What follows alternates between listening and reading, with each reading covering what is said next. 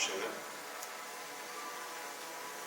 ഏറ്റവും ചെയ്തൊക്കെ ഞാൻ ചോദിക്കാറുള്ളത് വളരെ ഭാഗ്യം വേണ്ട ഒരു കാര്യം എന്ന് പറയുന്നത് ഈ സിനിമ ഇത് ഫിലിമിലാണ് ഷൂട്ട് ചെയ്തിരിക്കുന്നത്.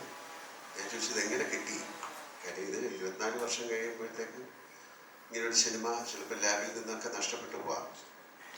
പക്ഷെ അതാണ് ഭാഗ്യം എന്ന് പറയുന്നത്. ആ സിനിമയുടെ പ്രിന്റ് പ്രസാദത്തിലുണ്ടായിരുന്നു. ഒരുപാട് സിനിമകളുടെ പ്രിന്റുകളില്ല, അതെല്ലാം നഷ്ടപ്പെട്ടു പോകും, ഇതൊന്നും പ്രോപ്പറായിട്ട് പ്രിസർവ് ചെയ്തില്ല.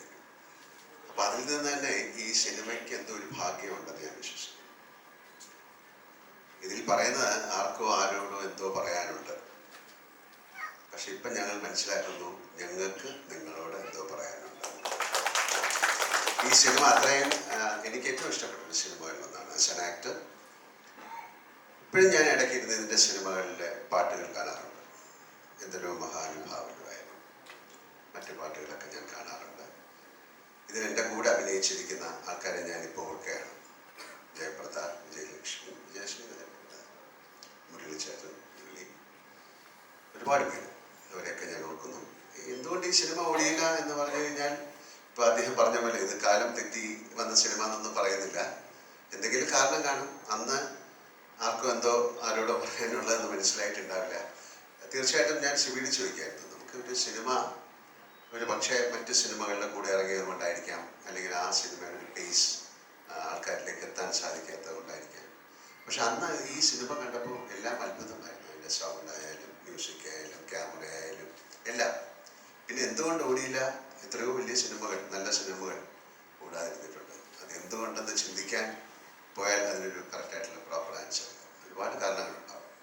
പക്ഷേ സിബി അതിനെ വീണ്ടും റീഎഡിറ്റ് ചെയ്യണമെന്ന് പറഞ്ഞിട്ട് അദ്ദേഹത്തിന് ഇപ്പോൾ ഈ സിനിമ എങ്ങനെ കാണിക്കണം, ഞങ്ങൾക്ക് നിങ്ങളോട് എന്തും പറയാനുണ്ട്, എന്തോ പറയാനുള്ളത് നിങ്ങളെ കാണിക്കാനായിട്ട് അത് അദ്ദേഹം മനോഹരമായി ചെയ്തിരിക്കുന്നു എന്നാണ് ഞാൻ മനസ്സിലാക്കുന്നത്. എൻ്റെ ജീവിതത്തിലെ, സിനിമാ ജീവിതത്തിലെ ഏറ്റവും നല്ല സിനിമകൾ തന്ന സംവിധായകനാണ് അദ്ദേഹം. എൻ്റെ ആദ്യത്തെ സിനിമ മഞ്ഞിൽ വിരിഞ്ഞ പൂക്കൾ മുതലുള്ള ബന്ധമാണ്. എത്രയോ നല്ല സിനിമകൾ. ഇപ്പം രണ്ടി ഇവിടെ പറഞ്ഞത് സിനിമ, 2 സിനിമകൾ എന്ന് പറഞ്ഞാൽ സദയം, സിനിമ സദയമാണ്. പിന്നെ സിനിമയെ കുറിച്ച് പറഞ്ഞു ദശരഥം. അതൊക്കെ ആ സമയത്ത് എന്തുകൊണ്ട് ഓടിയില്ല എന്ന് പറഞ്ഞു കഴിഞ്ഞാൽ അതിനൊരു കാരണമില്ല. പക്ഷെ അതൊക്കെ പിൽക്കാലത്ത് എന്താണ് യൂട്യൂബിലായാലും അല്ലെങ്കിൽ ടെലിവിഷനിലായാലും അല്ലെങ്കിൽ ചെറിയ ചെറിയതൊക്കെ ഇപ്പോഴും ആളുകളുടെ മനസ്സിലേക്ക് എത്തിക്കൊണ്ടിരിക്കുകയാണ്. അപ്പം അങ്ങനെ ഒരു സമയത്ത് ഇങ്ങനൊരു തോട്ട് ഉണ്ടായ ആ ഒരു ചിന്ത ഇത് തോന്നിപ്പിച്ച ആ ദൈവത്തിന് ആദ്യം നന്ദി പറയണം. അല്ലെ, ഇങ്ങനൊരു സിനിമ ഇത് വീണ്ടും നിങ്ങൾക്ക് ഇത് ആളുകളിലേക്ക് എത്തിക്കാൻ സാധിക്കുമെന്ന് ചിന്തിച്ച ആ മനസ്സിന് നന്ദി പറയുന്നു. ഇതിൻ്റെ പുറകിൽ പ്രവർത്തിച്ച എല്ലാവർക്കും ഞാൻ നന്ദി പറയുന്നു. എനിക്ക് ആസ് ആൻ ആക്ടർ ഏറ്റവും വളരെ വേണ്ടപ്പെട്ട ഒരു സിനിമയാണ്. വളരെ അത്യപൂർവമായിട്ട് സംഭവിക്കുന്ന കാര്യങ്ങളാണ്. ഹിന്ദി സിനിമകളൊക്കെ വീണ്ടും ബ്ലാക്ക് ആൻഡ് വൈറ്റ് സിനിമകളൊക്കെ എടുത്ത് കളർ ചെയ്തൊക്കെ വീണ്ടും കാണിച്ചിട്ടുണ്ട്. പക്ഷെ അതുപോലല്ല, ഇവിടെ പ്രോപ്പറായിട്ട് ഒരു സിനിമ അല്ലെങ്കിൽ അതിൻ്റെ ഫിലിം സൂക്ഷിക്കുക അങ്ങനെയൊക്കെയുള്ള കാര്യങ്ങളില്ല. കാര്യം പല ലാബുകളും ഇപ്പോൾ ഇല്ല, അതൊക്കെ മാറിപ്പോയി. ഇവിടെയൊക്കെ വലിയ കെട്ടിട സമുച്ചയങ്ങൾ വന്നു. അപ്പോൾ അതിൽ ഒരുപാട് സിനിമകളുടെ പ്രിൻ്റൊക്കെ നഷ്ടപ്പെട്ടു പോയി, എത്രയോ സിനിമകളുടെ.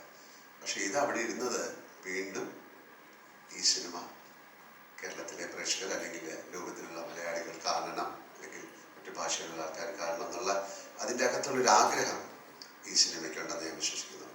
അപ്പോൾ സിയാർക്കയുടെയും എൻ്റെയും അല്ലെങ്കിൽ സിബിയുടെയും ഇവിടെ ഇരിക്കുന്ന എല്ലാവരുടെയും, പ്രവർത്തിച്ച എല്ലാവരുടെയും ഒരു ആഗ്രഹവും സ്നേഹവും ആ സിനിമയിൽ ഉണ്ടായിരുന്നത് കൊണ്ടാണ് അത് വീണ്ടും നിങ്ങളുടെ മുന്നിലേക്ക് എത്തുന്നത്.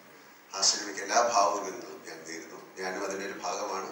എന്നാലും എല്ലാവിധ ഭാവങ്ങളും ആ സിനിമയ്ക്ക് ഉണ്ടാകട്ടെ. നല്ല നല്ല സിനിമകൾ ഉണ്ടാകട്ടെ.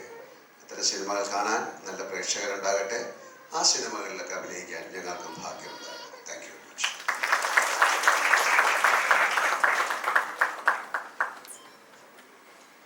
Thank you, Lalita.